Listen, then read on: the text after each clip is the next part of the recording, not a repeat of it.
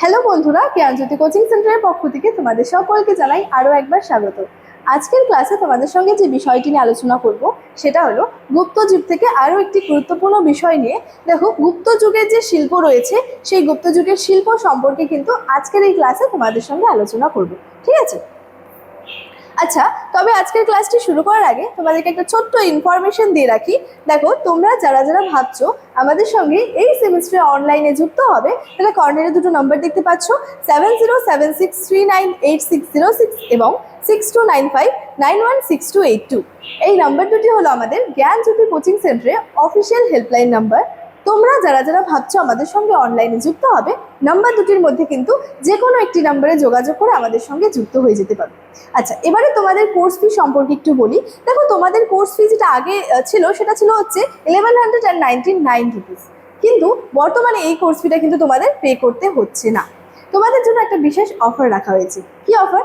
দেখো, অফারটা হলো মাত্র 99 রুপিস রেজিস্ট্রেশন ফি এর বিনিময়ে তোমরা কিন্তু তোমাদের পুরো কোর্সটা কিন্তু পেয়ে যাচ্ছ। ঠিক আছে? এবং এই যে অফারটা রাখা হয়েছে, এই অফারটা কিন্তু প্রথম 100 জন স্টুডেন্টসের জন্য কিন্তু রাখা হয়েছে।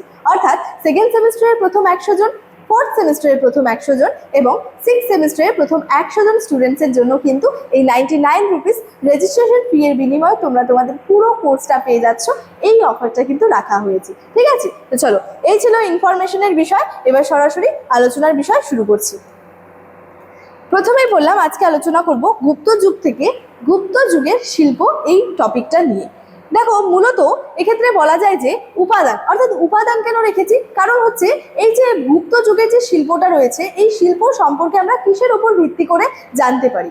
মূলত বাণভট্টের হর্ষচরিত, হিউয়েন সাংয়ের বিবরণ ইত্যাদি থেকে কি হয়, গুপ্ত যুগের কিন্তু যে শিল্প সম্পর্কে কিন্তু জানা যায়। অর্থাৎ উপাদান বলতে কি বোঝায় বা উপাদান কি?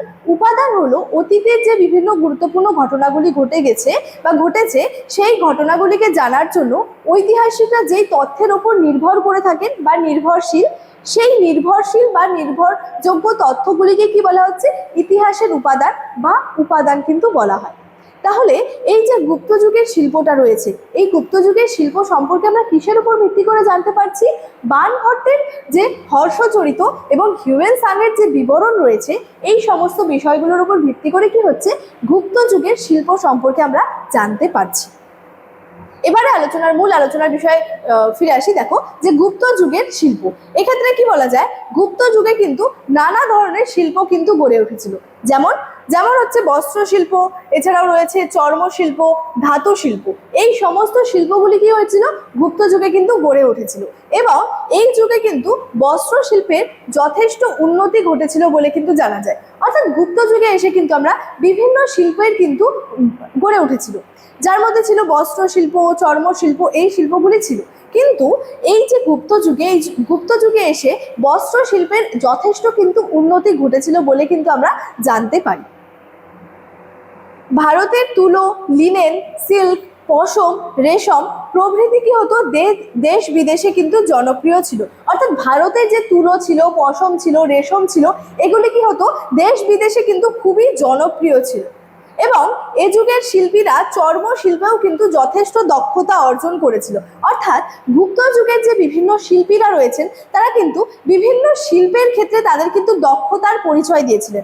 যেমন গুপ্ত যুগে এসে বস্ত্র শিল্পের একটা যে জনপ্রিয়তা লক্ষ্য করা যায় বা বস্ত্র শিল্পের যথেষ্ট উন্নতি ঘটেছিল বলা যায়, ঠিক একইভাবে কি হচ্ছে, ক্ষেত্রে চর্ম শিল্পের ক্ষেত্রে যে তার শিল্পীরা ছিলেন, তারা কিন্তু যথেষ্ট দক্ষতা কিন্তু অর্জন করেছিলেন। ঠিক আছে? ধাতু শিল্পও কিন্তু বেশ জনপ্রিয় ছিল এই যুগে। এবং বণিকরা নিজেদের প্রয়োজনে কিন্তু গিল্ড গঠন করত। অর্থাৎ গিল্ড বলতে বোঝানো হয় সংগঠনকে। অর্থাৎ যে বিভিন্ন বণিকেরা ছিলেন, তারা কি করতেন, নিজেদের প্রয়োজনের জন্য কি করত, বিভিন্ন গিল্ড গঠন করত, অর্থাৎ বিভিন্ন সংগঠনগুলি কিন্তু গঠন করত। এছাড়াও গুপ্ত যুগের অর্থনীতিতে শিল্পী ও কারিগরেরা কিন্তু যথেষ্ট প্রভাব ফেলেছিল। আচ্ছা, মূলত এই যে শিল্প বিষয়টা রয়েছে, এই শিল্প বিষয়টা কিন্তু অর্থনীতির সঙ্গে জড়িত একটা বিষয় রয়েছে।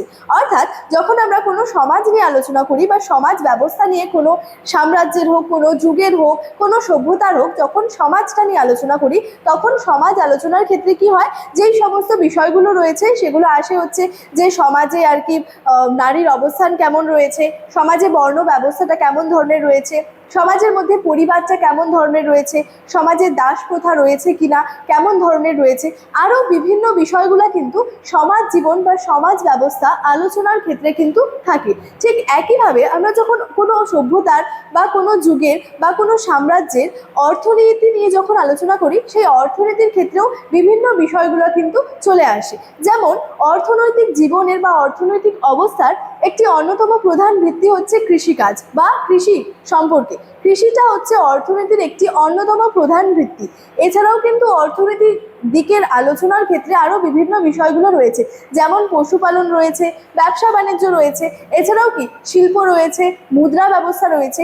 এই সমস্ত বিষয়গুলো কি হচ্ছে অর্থনীতির সাথে কিন্তু জড়িত একটা বিষয় রয়েছে। ঠিক একইভাবে এই যে শিল্পটা রয়েছে, বিশেষত এখানে আমরা গুপ্ত যুগের শিল্প নিয়ে আলোচনা করছি, তো গুপ্ত যুগের শিল্পটাও কি হচ্ছে অর্থনীতির সঙ্গে জড়িত একটা কিন্তু বিষয় রয়েছে। ঠিক আছে, তাহলে কি হচ্ছে গুপ্ত যুগের যে অর্থনীতি রয়েছে, সেই অর্থনীতিতে কি হচ্ছে শিল্পী এবং কারিগরেরা কিন্তু যথেষ্ট প্রভাব ফেলেছিল, এবং এই যুগে কারিগরি শিল্পে ব্যক্তিগত উদ্যোগই কিন্তু ছিল প্রধান। তাহলে গুপ্ত যুগে কি হচ্ছে নানা ধরনের কিন্তু শিল্প গড়ে উঠছে। ঠিক আছে, যেমন রয়েছে হচ্ছে বস্ত্র শিল্প, চর্ম শিল্প, ধাতু শিল্প, এবং বিভিন্ন শিল্পের ক্ষেত্রে কিন্তু যে শিল্পীরা রয়েছেন তারা কিন্তু যথেষ্ট দক্ষতা কিন্তু অর্জন করেছিলেন, এবং বিশেষত কিছু কিছু শিল্পের কিন্তু যথেষ্ট উন্নতি লক্ষ্য করা যায় এই গুপ্ত যুগে এসে। ঠিক আছে, তাহলে গুপ্ত যুগের শিল্প নিয়ে কিন্তু আজকে আমার আলোচনা কিন্তু এতটাই ছিল। ঠিক আছে, ইনফরমেশন যেটা রয়েছে সেটা কিন্তু ভিডিওর শুরুতেই আলোচনা করে রেখেছিলাম। চলো, আজকের ক্লাস এতটাই,